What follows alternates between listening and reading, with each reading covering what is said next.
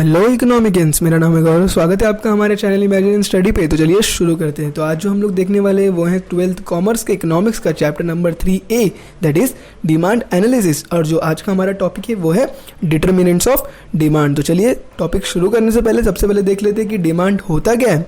तो हमने पहले की वीडियो में भी देखा है कि डिमांड क्या होता है।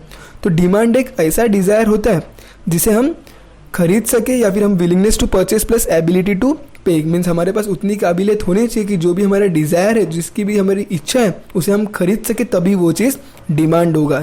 या फिर हम तो बहुत से डिज़ायर्स करते हैं लेकिन हम उसे खरीद नहीं सकते, तो वो हमारे लिए डिमांड नहीं होने वाला है। इकोनॉमिक्स में वही डिमांड होगा जिसकी हमें इच्छा भी है प्लस हमारे पास उस चीज़ को खरीदने की काबिलियत भी है, तभी वो चीज़ डिमांड होगा। तो चलिए आज का टॉपिक शुरू करते हैं जो है डिटर्मिनेंट्स ऑफ डिमांड।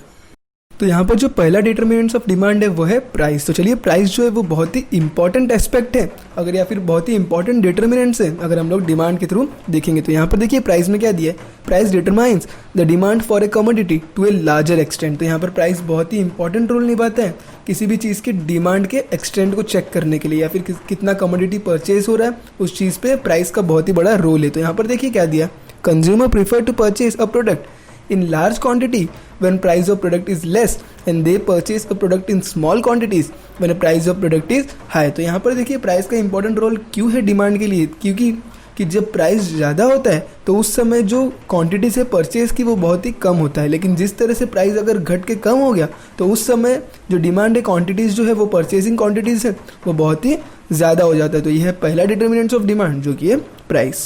देखिए जो सेकंड डिटर्मिनेंट्स है वो है इनकम। तो यहाँ पर देखिए क्या दिया है, income of a consumer decides purchasing power which in turns influences the demand for the product. तो यहाँ पर इनकम भी बहुत ही इंपॉर्टेंट रोल निभाता है, क्योंकि इनकम डिसाइड करता है किसी भी कंज्यूमर का इनकम कितना है, वो हिसाब से वो अपना परचेसिंग पावर को डिसाइड कर पाता है। Rise in income will lead to a rise in demand for the commodity and fall in income will lead to fall in demand for the commodity। तो यहाँ पर अगर इनकम राइज होगा, मतलब इनकम अगर ज़्यादा होगा तो उस समय वो कमोडिटी जो वो खरीदता है या फिर उसकी जो डिमांड होगी वो ज़्यादा होगी, लेकिन अगर इनकम जो होगा वो कम होगा उस समय वो जो प्रोडक्ट खरीद रहे उसकी जो डिमांड उसके लिए होगी वो कम होगी, क्योंकि उस समय उसकी इनकम कम है।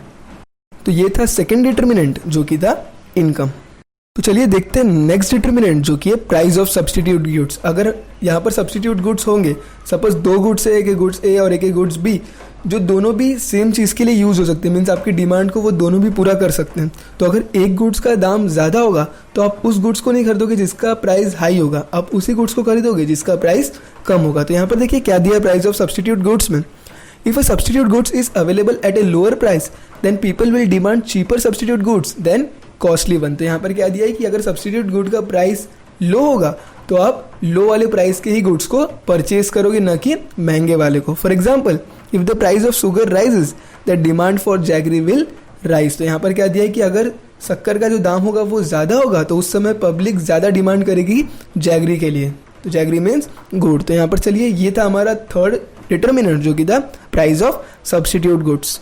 तो जो नेक्स्ट डिटर्मिनेंट है, फोर्थ डिटर्मिनेंट, वो है प्राइस ऑफ कॉम्प्लीमेंट्री गुड्स। तो यहाँ पर देखिए प्राइस ऑफ कॉम्प्लीमेंट्री गुड्स क्या है, change in the price of one commodity would also affect the demand for other commodity. तो यहाँ पर क्या दिया है कि अगर किसी एक प्रोडक्ट का चेंज होगा प्राइस में, मीन्स अगर एक कमोडिटी या फिर एक प्रोडक्ट का अगर प्राइस चेंज होगा उससे दूसरे कमोडिटी की डिमांड पर भी अफेक्ट करता है, तो वो है प्राइस ऑफ कॉम्प्लीमेंट्री गुड्स। तो यहाँ पर देखिए एग्जाम्पल दिया, जो एग्जाम्पल दिया है कार एंड फ्यूल के बारे में, if the prices of fuel rises then demand for cars will fall. तो यहाँ पर क्या दिया है कि अगर प्राइस पेट्रोल या डीजल का बढ़ेगा तो उस समय जो कार की डिमांड होगी वो घट जाएगी। तो यह है चौथा डिटर्मिनेंट जो है प्राइस ऑफ कॉम्प्लीमेंट्री गुड्स।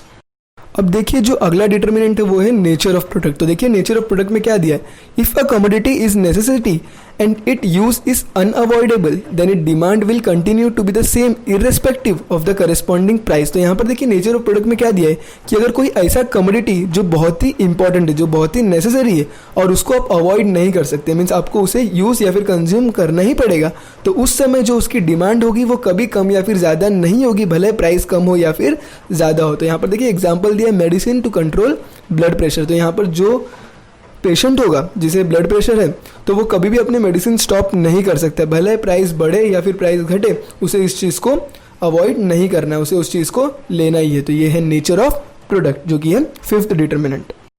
अब देखिए जो अगला डिटर्मिनेंट है वो है साइज ऑफ पॉपुलेशन। तो यहाँ पर देखिए क्या दिया है, larger the size of population greater will be the demand for a commodity and smaller the size of the population smaller will be the demand for a commodity. तो यहाँ पर क्या दिया है कि अगर पॉपुलेशन बहुत ही ज़्यादा होगा तो उस समय किसी भी कमोडिटी की जो डिमांड होगी वो ज़्यादा होगी, अगर पॉपुलेशन कम होगा तो किसी भी कमोडिटी की जो डिमांड होगी वो वहाँ पर कम होगी। तो ये है सिक्स्थ डिटर्मिनेंट जो है साइज ऑफ पॉपुलेशन।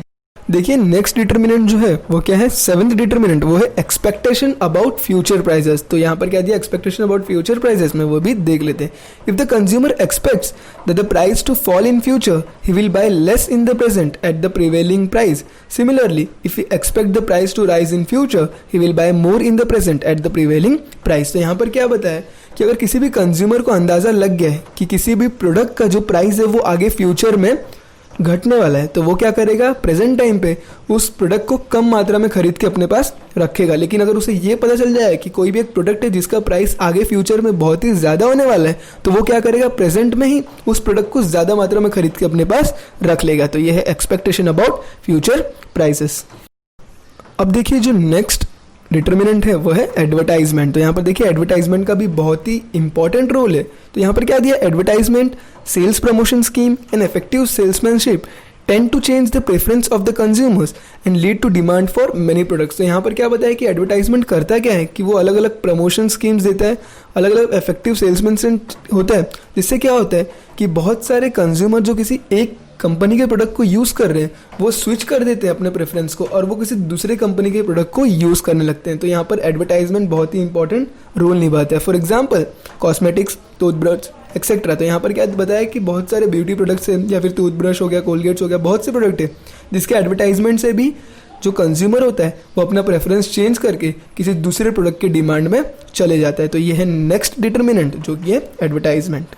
अब देखिए जो अगला डिटर्मिनेंट है वो है टेस्ट, हैबिट्स एंड फैशंस। तो यहाँ पर देखिए क्या दिया है टेस्ट, हैबिट्स एंड फैशन में, taste and habit of a consumer influence the demand for a commodity. तो यहाँ पर टेस्ट और हैबिट्स भी बहुत ही इंपॉर्टेंट रोल निभाता है किसी भी कमोडिटी की डिमांड के ऊपर। फॉर एग्जाम्पल देखिए यहाँ पर क्या दिया है, if consumer likes to eat chocolate और consume tea he will demand more of them. तो अगर कोई कंज्यूमर होगा जिसे चाय पीना पसंद है या फिर चॉकलेट खाना पसंद है तो वो ज़्यादा डिमांड उसी चीज़ के लिए करेगा। Similarly when a new fashion hits the market the consumer demands that particular type of commodity। तो अगर कोई न्यू फैशन आया मार्केट में या फिर कोई न्यू प्रोडक्ट आया मार्केट में तो कंज्यूमर उसी का डिमांड करता है, प्रीवियस वन को डिमांड नहीं करेगा। If a commodity goes out of fashion then suddenly the demand of the product tends to fall. तो यहाँ पर क्या दिया है कि अगर कोई भी कमोडिटी होगा जो out of fashion means old हो गया तो उसका डिमांड जो होगा, उस प्रोडक्ट का जो डिमांड होगा मार्केट में वो धीरे धीरे घटने लगेगा। तो ये था अगला डिटर्मिनेंट जो कि है taste, habits and fashions.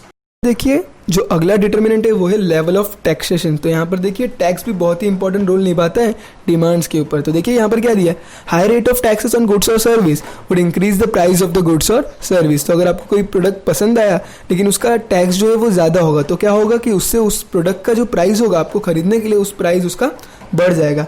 This in turn would result in decrease in demand for goods और सर्विसेज एंड वाइस वर्सा। तो उससे क्या होगा कि अगर आप जब हाई टैक्सेस पे करोगे तो उस समय वो गुड्स का जो प्रोडक्ट का प्राइस होगा वो ज़्यादा हो जाएगा। तो उससे क्या होगा, उस प्रोडक्ट का जो डिमांड होगा वो धीरे धीरे घटने लगेगा या फिर उसका वाइस वर्सा। तो ये था अगला डिटर्मिनेंट जो था लेवल ऑफ टैक्सेशन।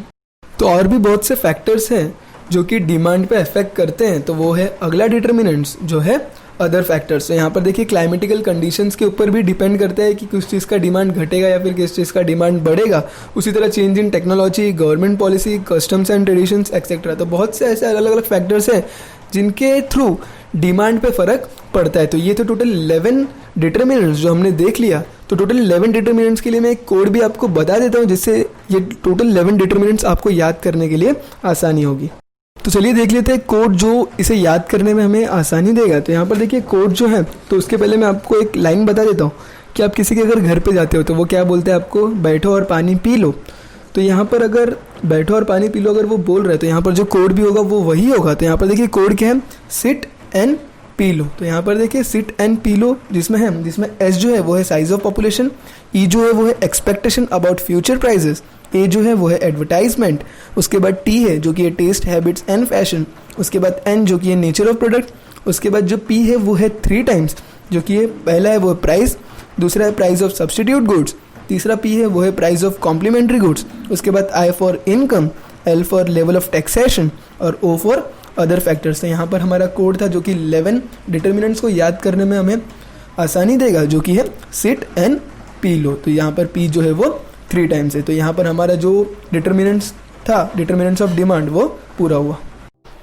तो अगर वीडियो पसंद आया तो वीडियो को लाइक करो, शेयर करो, हमारे चैनल को सब्सक्राइब करके बेल नोटिफिकेशन आइकन प्रेस कर दिया, जिससे आपको आने वाले वीडियोस के सारे नोटिफिकेशन टाइम टू टाइम मिलते रहेंगे। अगर आप अपने लेफ्ट साइड में देखोगे तो आपको मिलेगा वीडियो जो कि आपके स्टैंडर्ड के ही रिलेटेड होगा, और अगर अपने राइट साइड में देखोगे तो आपको मिलेगा प्लेलिस्ट जो कि इस चैप्टर से रिलेटेड होगा। तब तक के लिए thank you and bye bye.